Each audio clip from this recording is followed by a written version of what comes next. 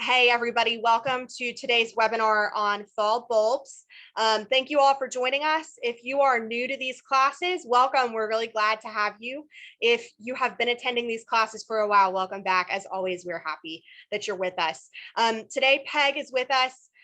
She's going to be covering fall bulbs for about the next hour. I know you all are anxious to hear from her. So before we get started, I'm just going to quickly go over a few notes for those of you who have not been on our webinars before. For this type of class, we can't actually see you or hear you. So if you have questions, check your Zoom menu. You'll see a Q&A box. Type your questions into that box. I'm checking that throughout the class, and I'll be giving questions to Peg when she's ready to take questions so she can address anything you have. We are recording this class, so we'll be sending that recording out following the class for anybody who has to tune off early if for any reason you want to watch it again, which is totally fine. And if you have any other issues during the class, feel free to send me a chat using the chat button in the menu. That only goes to me, so I can help you guys with that. So Peg, I'm going to go ahead and turn it over to you. Thanks for joining us today. Good afternoon. It's almost afternoon anyway. I feel that we are so very fortunate in this area to have distinct changes of seasons. And today really is one of those big changes. Number one, we have a lovely day outside. The temperatures are cooler and the sun is shining right now after we had a good rain last evening. So that part is a good thing. Anyway, I know there's always a few issues when you got a lot of rain, but we do need the rain. So talking about changes of seasons. Yes, it's fall now. And yes, you want to do the beautiful containers and the fall color right now. And we're going to talk a little as we get into the program about what additionally you can do with your containers with these fall bulbs. But with this change of seasons, you definitely need to plan ahead for the spring season, and that is planting with bulbs. And in actuality, that season actually begins in December, as we'll discover as we go through some of the pictures. Most of these pictures are from my own garden because I have been planting bulbs for many years, and it is a wonderful investment in beauty. Okay, and if we bring up the first slide, there we go. Okay, I definitely have a love affair with particularly daffodils. Why daffodils? Because nothing bothers a daffodil, and the deer don't eat the daffodil, and the voles and the moles and the whatever don't get down and eat the bulbs. So, and they reproduce beautifully and can be divided at that point 3 or 4 years after you put them in to move them around and or share them. So daffodils have a very special place in this realm of bulbs for me. However, it goes a lot further than that, because people often ask me, what is your favorite plant? And I'll say, the one I'm standing in front of. And so I love in December to stand in front of Galanthus. This is the little snowdrop. And they are very prolific, because if you have good soil and you don't mulch at the wrong time, I actually like to mulch once they're beginning to come up, because when those seeds mature, they actually throw out their seeds and you get the little seedlings. But so this is Galanthus, and they often start blooming in late December for me, and they bloom through January and some into February. There are some different varieties that bloom at different times, and I absolutely love them. These are all in an area beneath oak trees primarily, and surrounded by a lot of hellebores, because both are very happy in a shady environment. Fortunately, when their leaves are up, there are no leaves on the trees, and so therefore the foliage gets plenty of sunshine and therefore is able to produce more bulbs for the next season, better, stronger bulbs for the next season.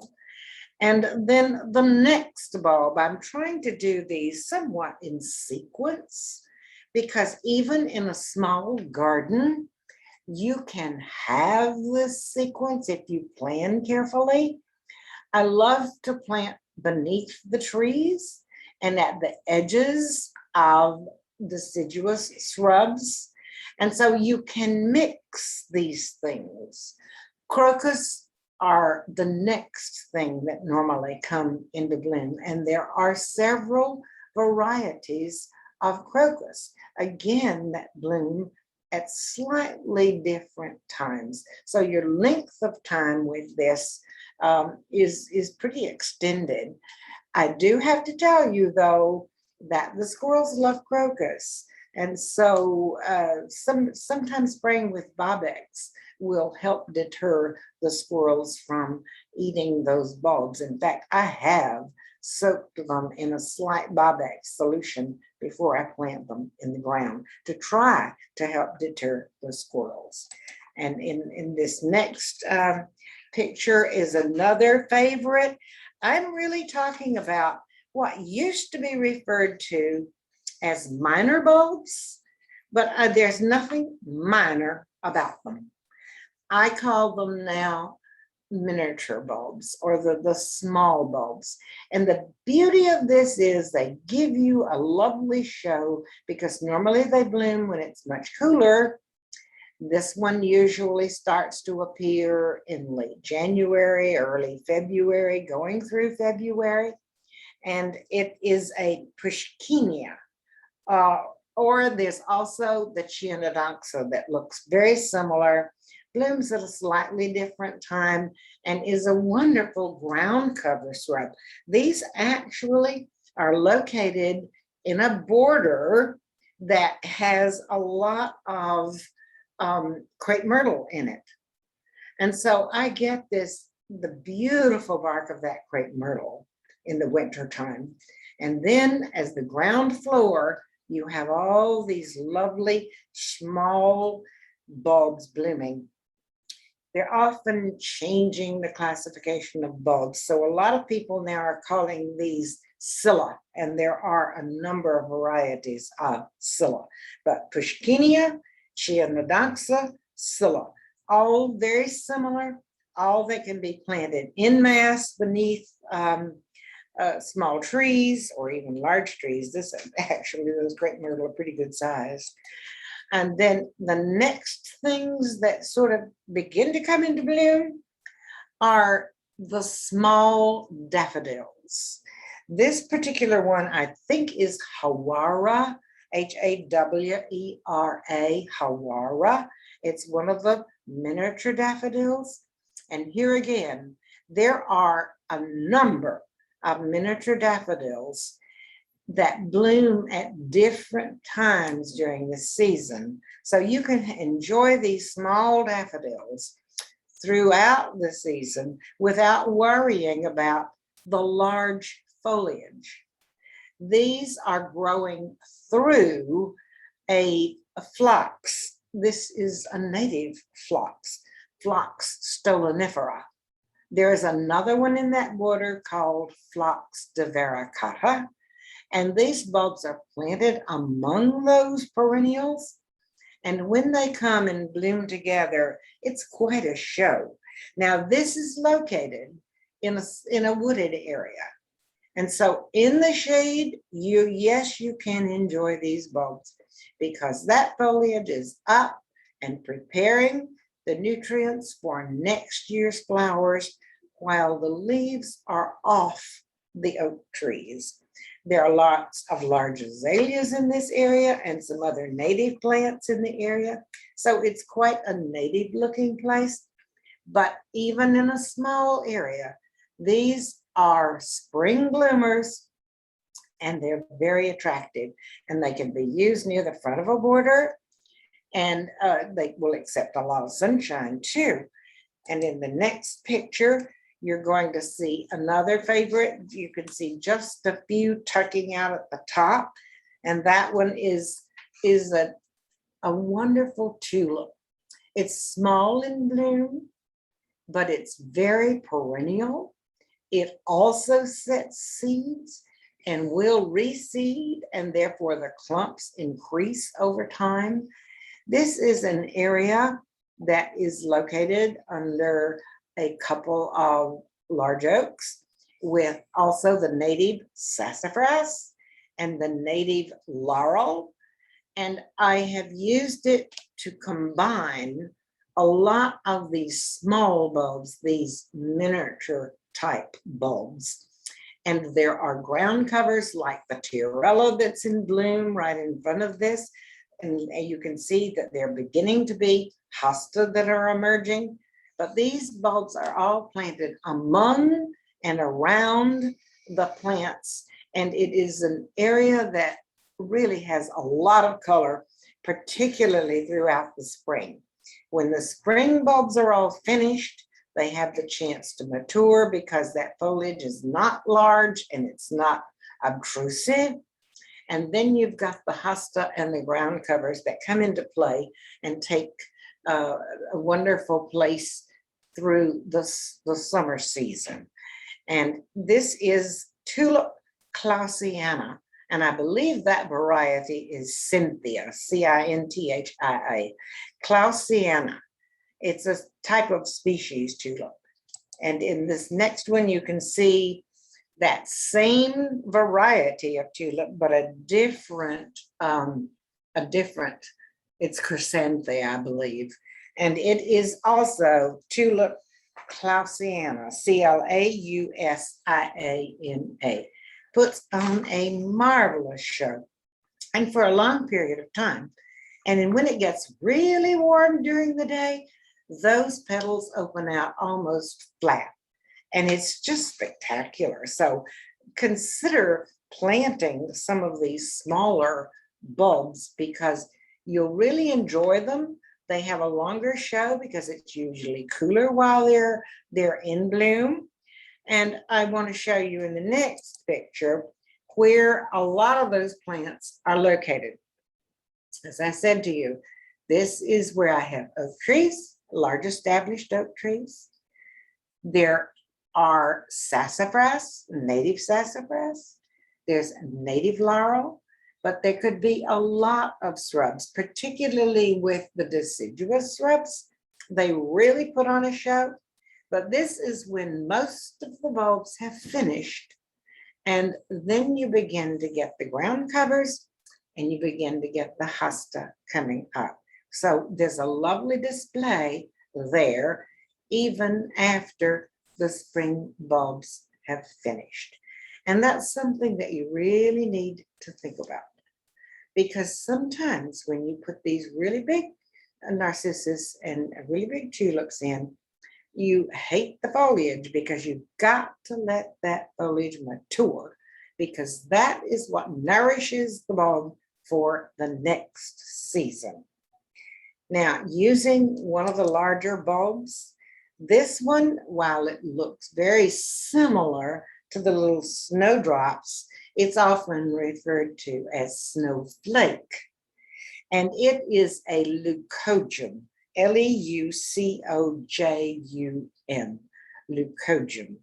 And then this is also masked beneath crepe myrtles and a dogwood, okay? And it is in an area where the foliage can mature because there are spirea plants in front of this, which put on that beautiful new foliage. And those spirea are probably 2.5 feet tall. So they somewhat hide the maturing foliage because this is a large bulb, but it is a very attractive one. And bear in mind that most of these also lend themselves beautifully to bringing in as cut flowers and bringing inside. Here you have, again, a later season small daffodil. and it is growing with Scylla, which this is a mid-season thing. This Scylla comes into bloom at the same time with that. And if you're looking for this kind of look carefully at bloom times. Now, you can't be positive about that because bloom times depend upon the weather. So think in terms of, will this approximate the bloom time of the other? So this again is mixed into the border with perennials that will come through and cover that foliage. And then the next one is a perennial that I really, really love. This one is Pulmonaria, Pulmonaria, Pulmonaria.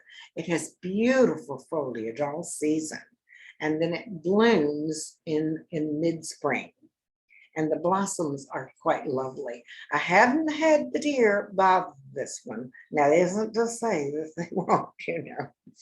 And again, in front of that is another mid-season daffodil, okay? This is near the front of the border. And again, that pulmonaria will be large enough to camouflage the foliage of that small daffodil. And in the next picture, this is a plant that's underused, in my opinion. The large plant is a deciduous shrub, and it's called Keria, K-E-R-R-I-A, Keria. It likewise blooms in late spring, puts on a wonderful show, and then the foliage is somewhat nondescript, but in the winter time, the stems are a beautiful shade of green. They don't brown off. They're a lovely shade of green. And so it has great presence even in the winter time. And I really enjoyed the year that I did this. Was I planted the larger tulips in groups at the base of this Keria. And it was really most enjoyable. You know, I really did like that.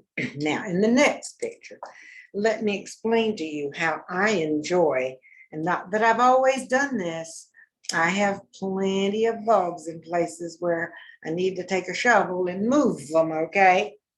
Because I get annoyed with the foliage because it's so big, it flops over on things. But this is how I can enjoy a lot of the daffodils, the large daffodils, because they are fantastic. They're fantastic to cut, to bring inside. They put on a beautiful show outside too. And there's quite a few of them here.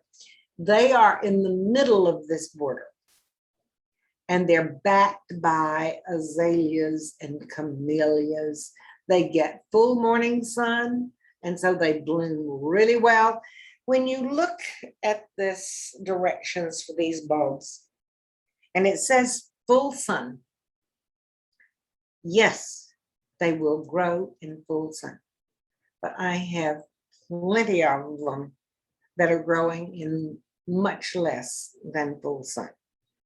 These get full morning sun and they're thriving.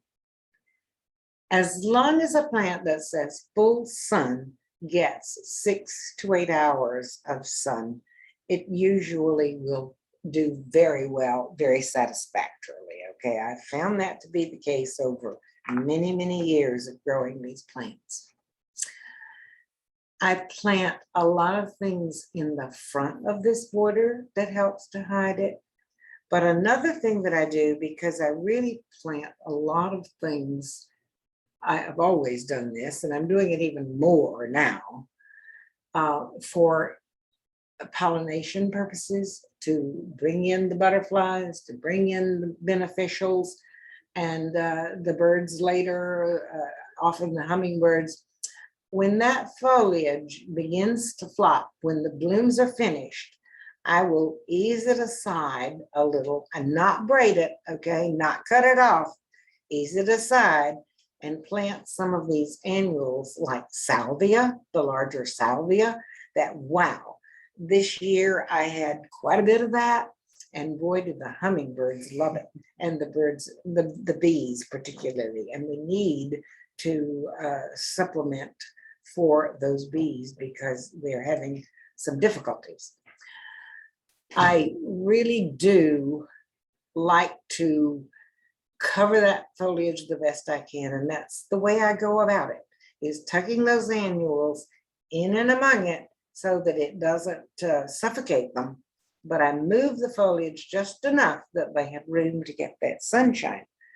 And that's been very satisfactory for me. Okay. Here in this next one is another use that you can think of for bulbs. And that's coordinating colors when you're thinking of planting those. The reds of the Japanese maple, oh, they're so striking in the early spring because it's such a bright, bright red. And then I planted a large grouping of the red tulips in that area. It's complemented here by a small mass, again, sort of a ground cover of the lamb's ear. And that gray is always good in the garden. It always complements whatever it's next to. And so it really makes that red shine. In front of that is a large grouping of thyme. There's a variegated thyme and there's a lot of creeping thyme, which creeps out over the edge of a slate patio. So you've got a lot of interest going on here. When you're thinking of where do you want to plant these bulbs, think of what you're planting them with. What colors do you need to pick up and enhance? In the next picture, again, this is at the top of a brick wall. And that is a bluebells hyacinths. It was called Scilla in a larger one, but it is more referred to as bluebells at this point in the game. And this is a really late bloomer. It's also a very prolific plant in the woodland. It makes a great ground cover bulb in a woodland area. But this one is beneath hydrangea. And so you're getting the stems of the hydrangea right now, not the blooms. That will come later. But this is giving you color before the hydrangea is out and comes into bloom. And complementing that and contrasting with that is Iconocloa. Hakonicchloe. Iconocloa.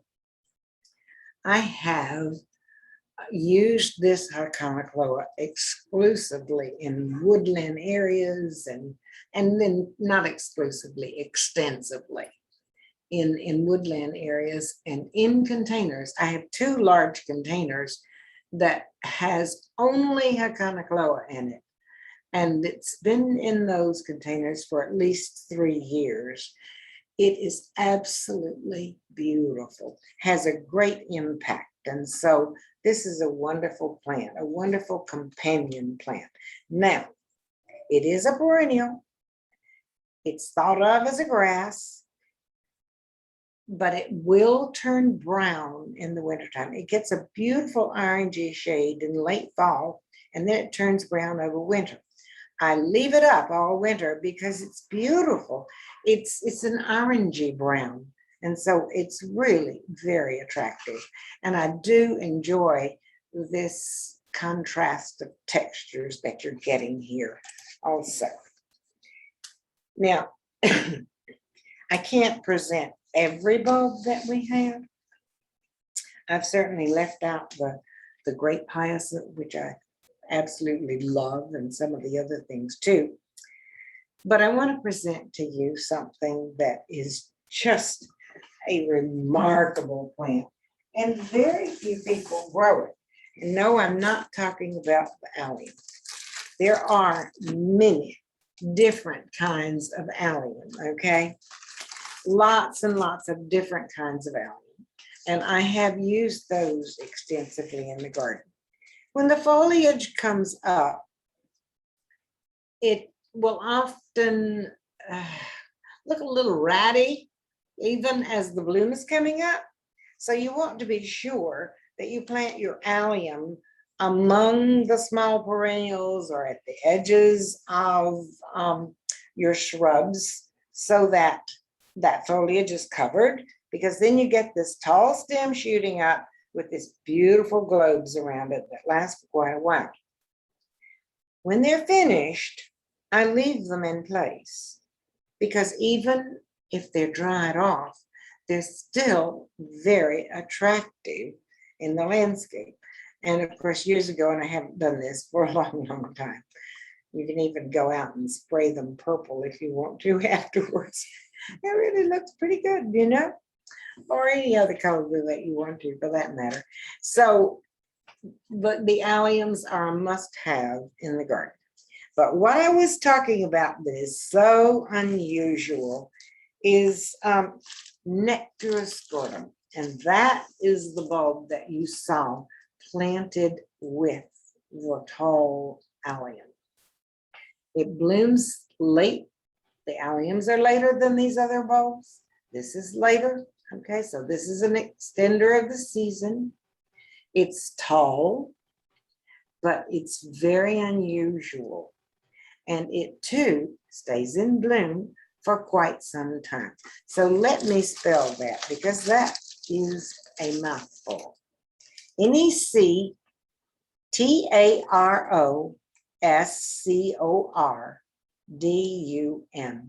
Nectaroscortum.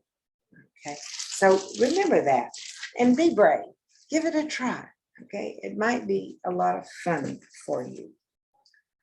All right, in the next one, you can see something this was the Nectaroscortum. Here we go. So a border that's near the road, and I like to try to keep some things that are of interest to the passersby there.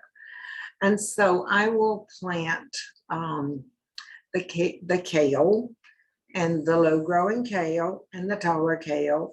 I particularly love the red boar, and we'll soon have some of the green boar, which is also attractive. I love the kale particularly because the kale will go through the winter. It really takes the cold better than the cabbage does. The cabbage is beautiful, but when you plant the cabbage, know that a really heavy frost will take it down. Whereas the kale, that won't happen. Now, there are perennials in this border, and there are some that definitely have some presence in the wintertime, like the sedum that you see, the golden sedum angelica in the foreground. But I also love to plant the violas and the pansies. Now, I like to combine the violas and the pansies, primarily because the violas will bloom, bloom, bloom, bloom, and they seem to take the cold even better. But I like the contrast of the size of the flowers mixed. Now, you don't have to do that, okay? I just happen to enjoy having a few of the pansies mixed with the violas. Now, soon those will fill in that area. I haven't mulched yet because I think you can see that I'm planting. You'd have to look very carefully, but there are some bulbs in that picture. I have planted among that a few of the allium, and then I have tucked in all around of them some crocus, because that will come up through those violas in the spring and just be beautiful when you're anxious to see a little bright color. And the neighbors walking their dogs or stopping to chat if I'm working out in that garden. Totally enjoy that. Now, what am I going to mulch with out there? I like to mulch with the Virginia Fines pine bark mulch and put some of that down. But I'm a little nostalgic about pine needles. Well, I grew up in the deep south, number one, and that longleaf needles appeals to me, and I like the look of it, and I think it complements the plants. But I like to top this area off with some of those pine needles because it's a very attractive look. And obviously that mulch will help to keep down any winter weeds because I am disturbing this soil as I'm planting, and definitely needs some help there, okay?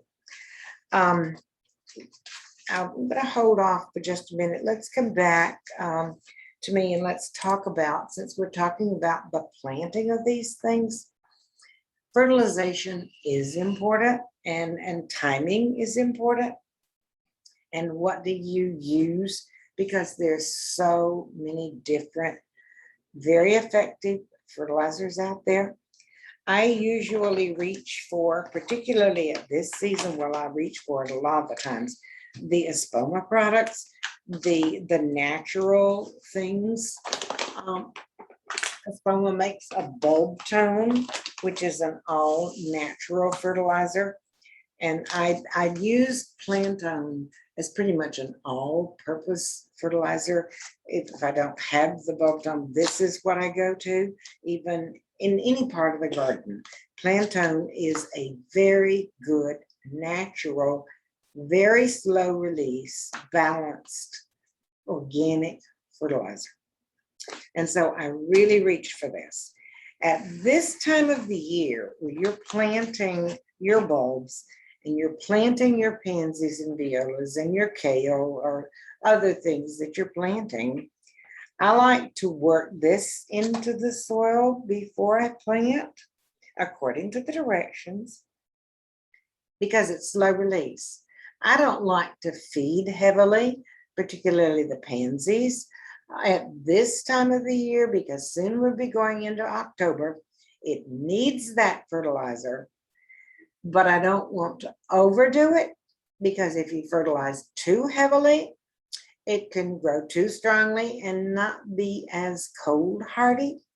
So the bulb tone is very good to plant, working it into the area where you're planting these bulbs. Again, following the directions. You don't want to plant that bulb right into the fertilizer, but when this organic one is mixed with the soil, that's not a problem, okay? We do have a number of inorganic fertilizers downstairs also, which can be used, and they're very effective. Okay, I just didn't bring any of those up with me today. So fertilization is important, whether it's in containers like the one behind me.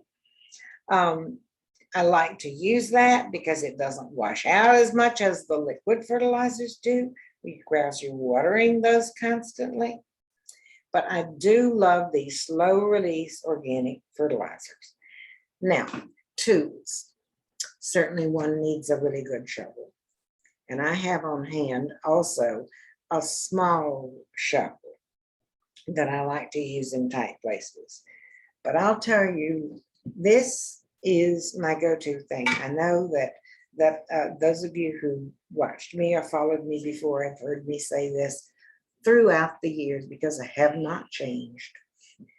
This is Wilcox All Pro, Wilcox. It's stainless steel and it's made in the USA. And there's a number of these different types, okay? These are the two that I go to most. And when I'm planting in good soil, and when I want to plant bulbs individually, when I plant a clump, I use a shovel and I put the dirt aside, mix my fertilizer with it, put my bulbs in, and then cover them back up.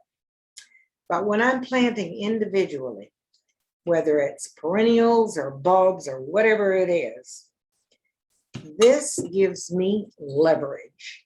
I can be on my knees, push this into the soil, and I've got leverage with this. I've never found a tool that I like better than this, okay? Now, sometimes it's just as easy to use the shorter one. It too has some leverage, but not to the degree that the other one was. So those are tools that I absolutely have to have. Okay, let's go back to the next thought process here, Danny. Okay, we talked about kale. I just this week took out all of the salvia that had been feeding my hummingbirds, and the bees, oh my goodness. Sometimes I went in to water. Well, the bees were not interested in me. They were interested in all the wonderful flowers that they were nectaring on. But I had masses of the summer salvia in there, plus a few other things that they like too. Now I have planted this red boar kale and some of the low growing kale. This is obviously from previous years. And this is an area that is above a brick wall, but where I can sit on my front porch and enjoy my morning cup of coffee or my evening glass of wine if I choose to do that. So I took those salvia out because they won't winter in those containers. They were annuals for me. And I replaced it with pansies, other things that will go through the winter and be attractive. Some of the lower grasses, the Carex, winter interest and fall interest, and planted violas and pansies. Okay. Beneath those, and I will tell you more about this, I planted tulips. And you can see from this picture what is happening when spring at the tulips begin to bloom, come up through those pansies and violas, and the kale goes into bloom. That is the kale that you're seeing there. It's absolutely beautiful. Plus, I plant the variegated euphorbia, and it also is in bloom at this time. So it really puts on a show. And there's another angle in the next picture that shows the other side of this. You can see I have quite a few containers, and I put 5 to 7 bulbs in each container. So when they came into bloom, it was great. And I consider these bulbs throwaway, but you know, I was absolutely amazed that when I redid some of these containers, there were still tulips in the bottom of that I must have cut the tops off. And those bulbs were just as big because they have good drainage in the summertime, and tulips have to have that. They were just as big as the tulips that I was planting in. I took them out because they were different color, and I had a different color scheme this year. But that's what happens when you plant that kale in your containers. Now, these are all in containers here, but they could all be exactly like that in the ground. You could plant all of these same things in a small area and have this same look. Now, obviously, it's supplemented by the dogwood that's in bloom and the azaleas that's in bloom and all of those wonderful things. I want to say that there does need to be some respect for when you're planting beneath established trees. I don't recommend going out and making deep shovel cuts in these areas beneath big trees. You need to respect those roots, okay? I usually will do small sections. And if I happen to decide that I want a spirea at the edges or something else at the edges, I just dig a small area for that particular plant. So yes, always respect your root systems. Okay, in the next picture, this is some things that we've been doing right now. This is a part shade area. And so I have used in this container the heuchera, coral bells, the pansies. I have used an ornamental grass and a fern. So these are going to go through the winter and be lovely. Going to the next picture is an overall that I did several years ago, actually, where I planted numerous colors, primarily of just the tulips in the containers. Some of them have perennials planted over them, but most of those in that particular picture, I planted in large plastic pots. Now I'm talking about a pot that's at least 12 to 14 inches wide. And I planted those in those containers and stacked them all together in a place where they wouldn't, let's say that it's an area, let's say up against the house or up against a building or somewhere where they're protected somewhat. And I wrapped them with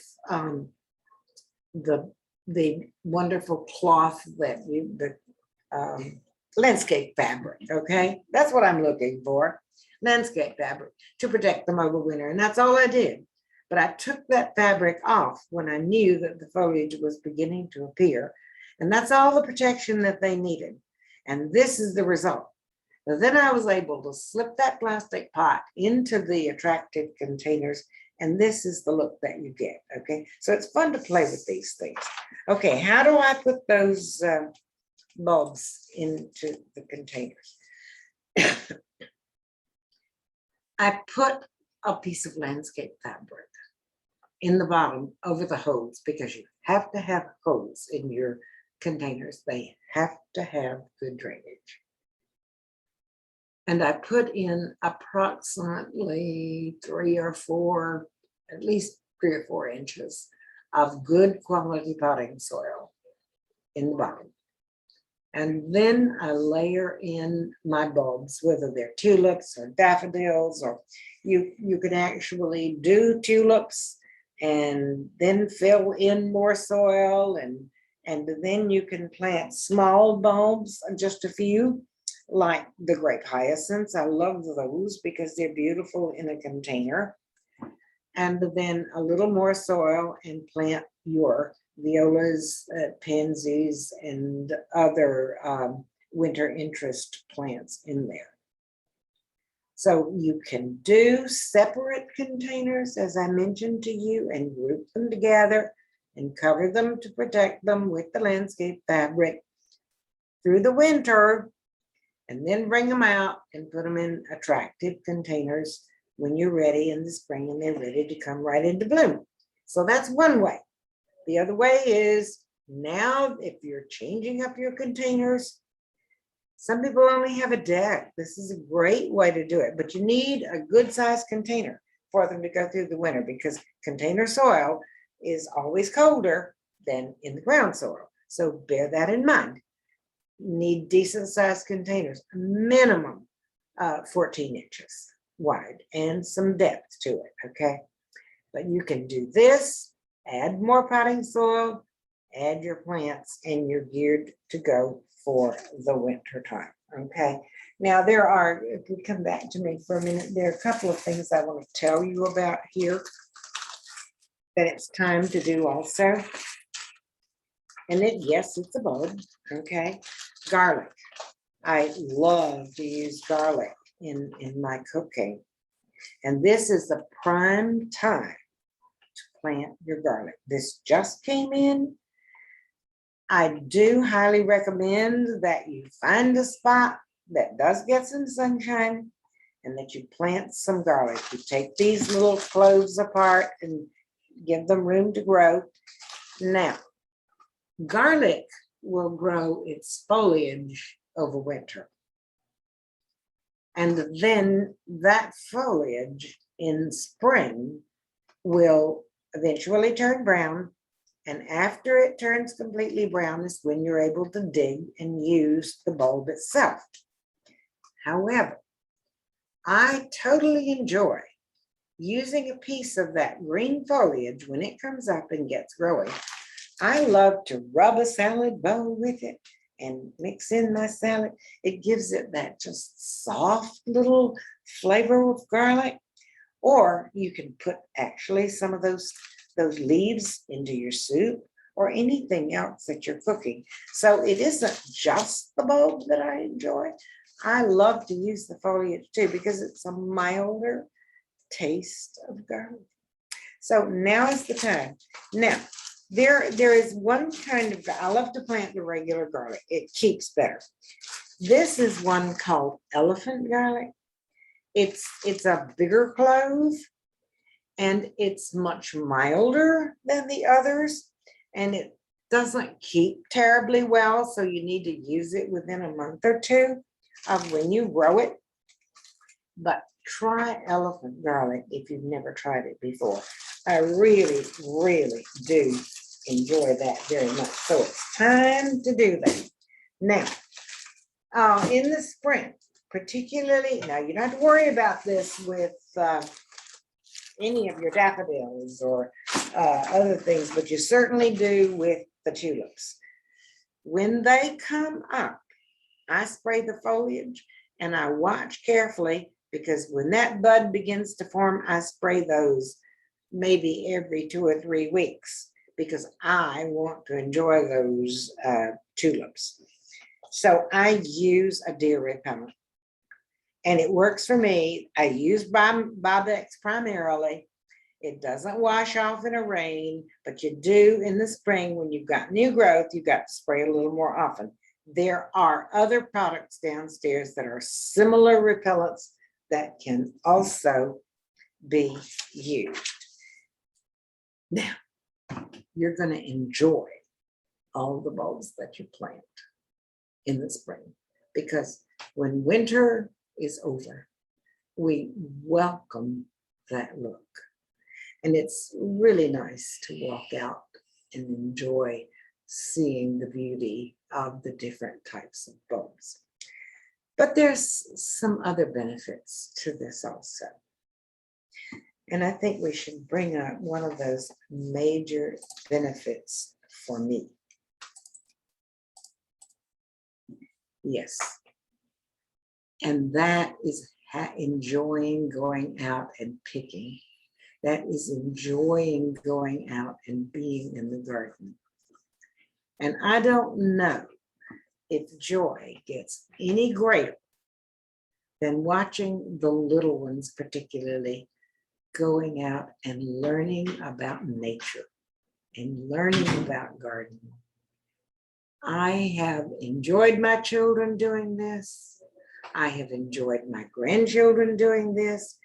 And now I have 2 little great-granddaughters. And this is little Clara.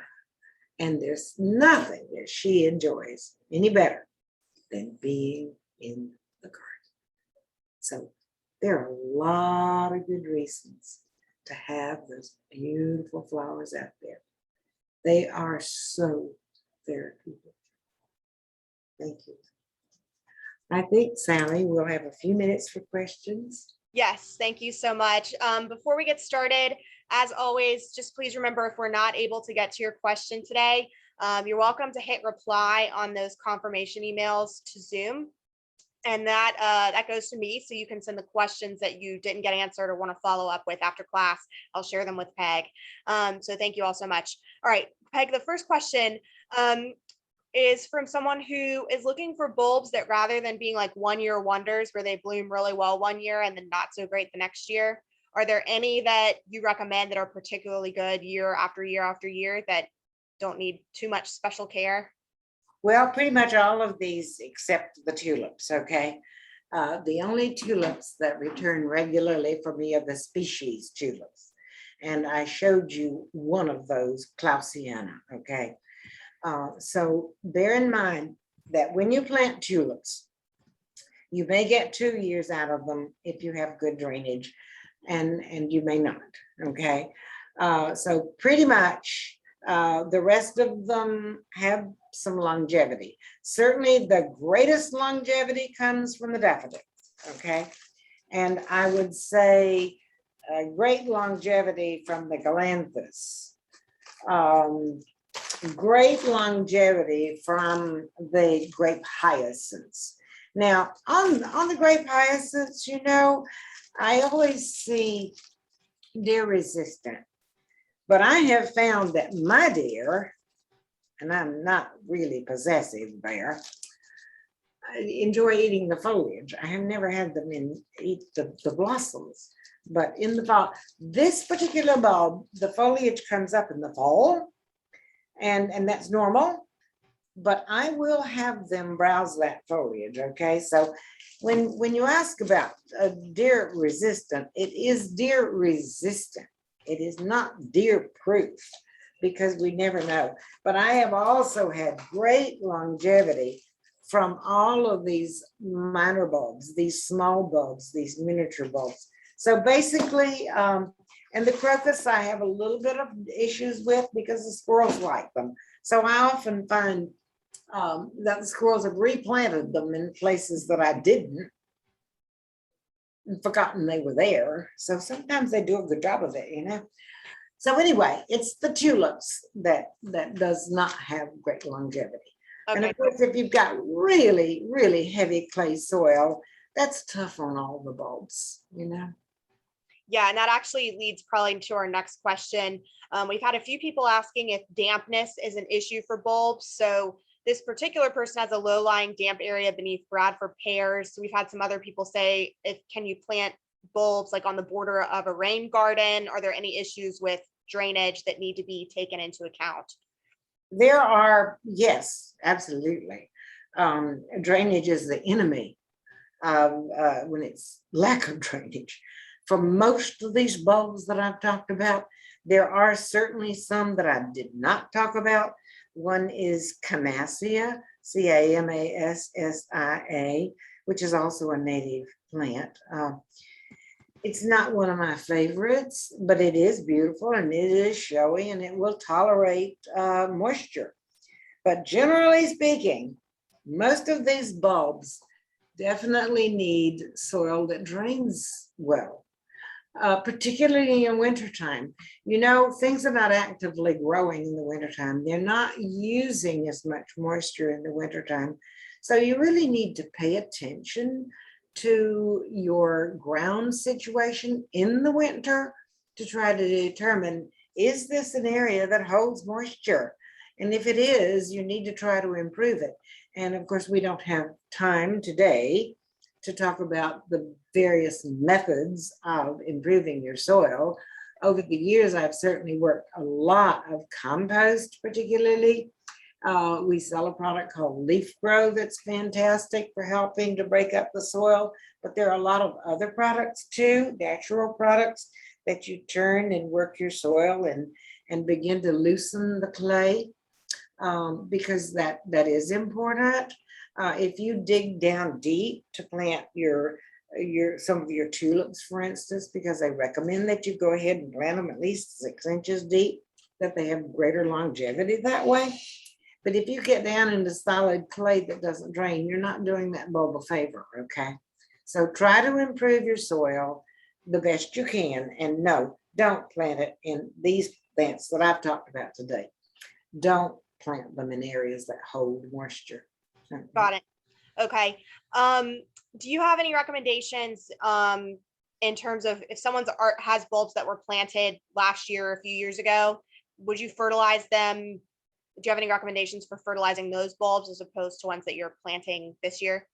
I think that you need to fertilize.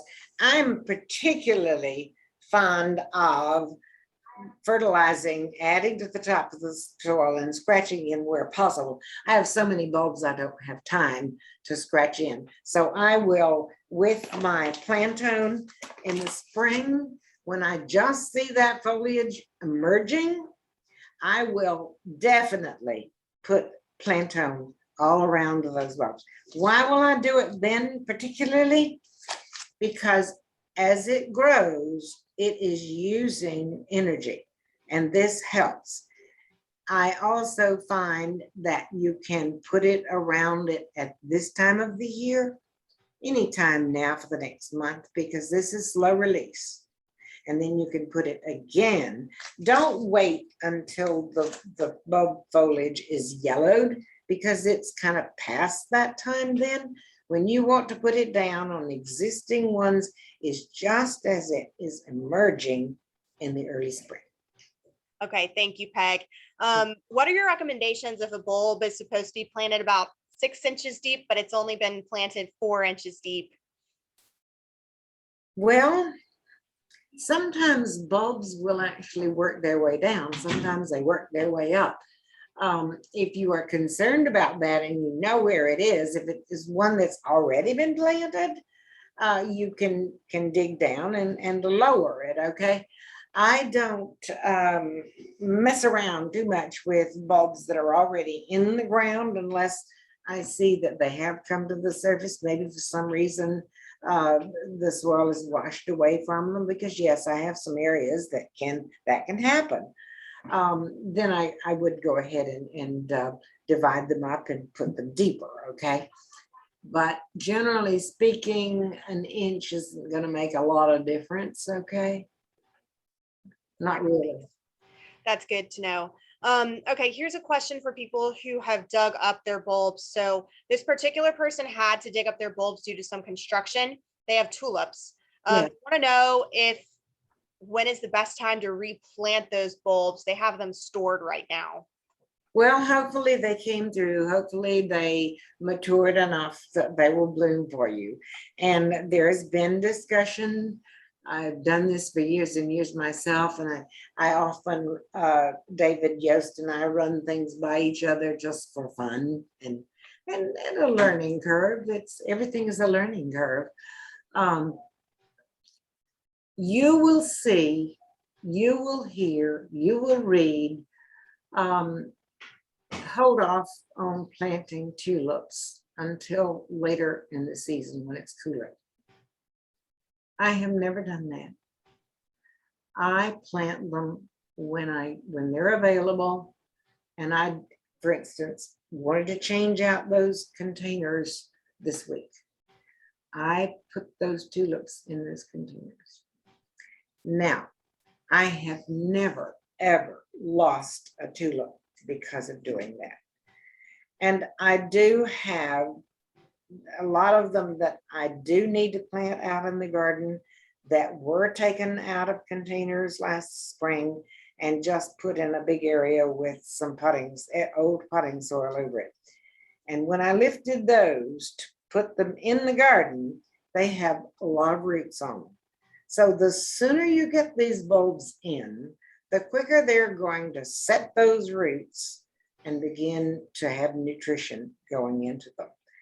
I have never lost a bulb because I planted it earlier than some people recommend, okay? All right. So I say, get them out, look them over, and plant them. All right, thanks, Peg. Looks like we have time for just a couple more. Quick question for you. The bluebells that you mentioned, I think you said it was a Scilla. Yes. Different than the native Virginia bluebells, correct? Absolutely. Okay, yeah, I didn't think, I thought those Yeah, are much more aggressive. Okay. Yeah, so bear in mind that if you plant those, you will definitely, I thought I had some up here, but I don't think I do. They're more aggressive. I have a patch that is just filled with them, okay? They're absolutely beautiful, but that's almost have to put them where they can live alone. That makes sense. Good to know. Okay, next question. How do you feel about leaving leaves down as mulch for the bulbs? I have a large wooded area, and I do not get those leaves all out of the beds. Okay, it depends upon, and we've learned now over the years that a lot of our beneficials overwinter in those leaves. A lot depends upon how much you want to tolerate also. I love to get the leaves off all my lawn. I love to get the leaves off the edges of all my borders because I really don't want them blowing around all over the place. But having a certain number of leaves in the bed is fine. You don't want to be too thick. In other words, you don't want to take the leaves off the lawn and dump them into the flower bed unless you run a mulching mower over them. That's different. Because when you don't mulch the leaves down, they pat down if they're too heavy, and they can suffocate what's underneath it. But if you have a mulching mower, you can just put them in there, and it's wonderful because it's great. It's good organic matter that breaks down and works itself into the soil. The worms work it into the soil, and the beneficial insects benefit from that. So there again, if you've got not a huge quantity of leaves, you can even put some mulch on top of it, particularly the Virginia vines. Perfect. Thank you, Peg.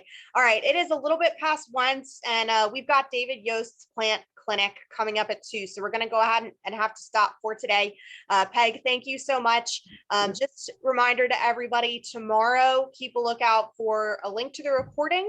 I'll take the chat that I was sending out those plant names in, and we'll get a plant list out to you all as well from those notes. Since I know there was some interest in that. And again, please feel free to follow up and send us your questions. We're happy to address those with you following the class. So thank you all so much. If you're interested in David Yost Plant Clinic, send me an email now. I can get you signed up or send you the link. I just put virtual plant clinic or something in the subject so I know. So we will see some of you all at 2. And Peg, thank you so much. Thank you. And I enjoyed being with you today. Thank you all. Have a good day. Bye.